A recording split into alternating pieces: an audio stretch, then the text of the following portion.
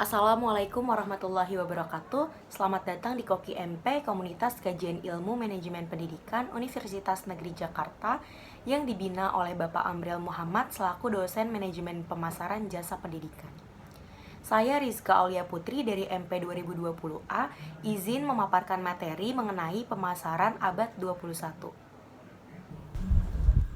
Pertama, definisi dari manajemen pemasaran. Manajemen pemasaran atau marketing management merupakan seni dan ilmu memilih pasar sasaran dan meraih, mempertahankan serta menumbuhkan pelanggan dengan menciptakan, menghantarkan, dan mengkomunikasikan nilai pelanggan yang unggul. Dalam hal ini, manajemen pemasaran juga dapat diartikan sebagai proses menganalisa, merencanakan, menerapkan, mengawasi, dan mengendalikan suatu kegiatan pemasaran dengan tujuan untuk mencapai target perusahaan. Mengapa kegiatan pemasaran sangat diperlukan? Yang pertama, adanya ketidakseimbangan antara penawaran dan permintaan. Yang kedua, kegiatan pemasaran menjadi ujung tombak keberhasilan kegiatan yang lain di dalam suatu perusahaan. Yang ketiga, kegiatan pemasaran klasik atau konvensional harus dirubah ke konsep pemasaran holistik. Yang mana konsep pemasaran holistik ini adalah suatu konsep pemasaran yang mampu mempertimbangkan bisnis secara lebih menyeluruh, bukan sebagai suatu entitas dengan berbagai bagian yang berbeda-beda.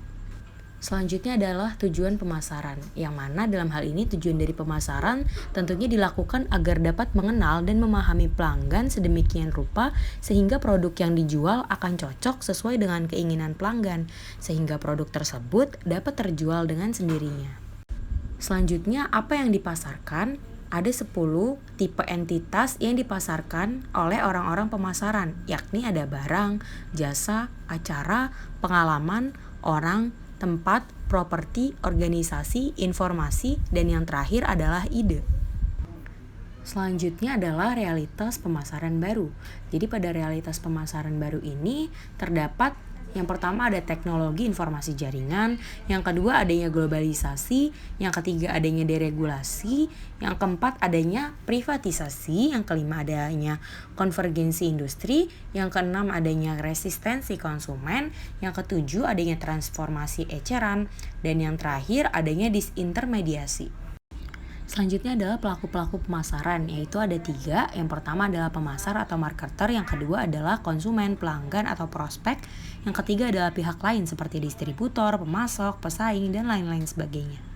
Selanjutnya adalah kemampuan baru konsumen, yang mana dalam hal ini konsumen juga memiliki kemampuan yang baru. Yang pertama adalah peningkatan suatu daya beli, yang kedua adalah ragam barang dan jasa yang lebih banyak, yang ketiga adalah adanya beragam informasi yang tersedia, yang keempat adanya kemudahan dalam memesan dan menerima barang, yang kelima adanya kemampuan membandingkan catatan dan produk jasa, yang terakhir adalah suara yang lebih kuat mempengaruhi suatu komunitas. Selanjutnya adalah kemampuan baru perusahaan. Dalam hal ini, perusahaan juga memiliki kemampuan baru, yang mana terdapat 11 poin yang dapat dilihat di dalam PowerPoint. Kemampuan baru perusahaan ini juga terus berkembang seiring dengan perkembangan zaman, sehingga dalam hal ini suatu pembaharuan di dalam perusahaan baru akan segera terus mengalami pembaharuan kemampuan.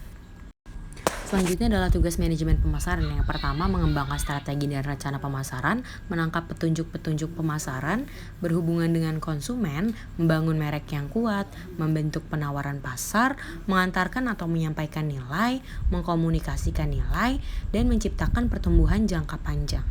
Selanjutnya adalah hal-hal yang harus diperhatikan oleh pemasar. Sebagai seorang pemasar, ada 5 fungsi kunci yang harus diperhatikan. Yang pertama adalah memperkuat suatu merek yang ada pada barang. Yang kedua adalah mengukur keefektifan suatu pemasaran sehingga kegiatan pemasaran selalu lebih efektif.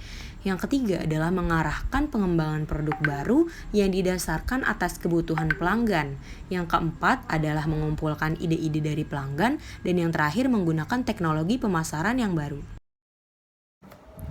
Sekian materi yang saya dapat paparkan, kurang lebihnya mohon maaf. Terima kasih telah menyaksikan. Wassalamualaikum warahmatullahi wabarakatuh.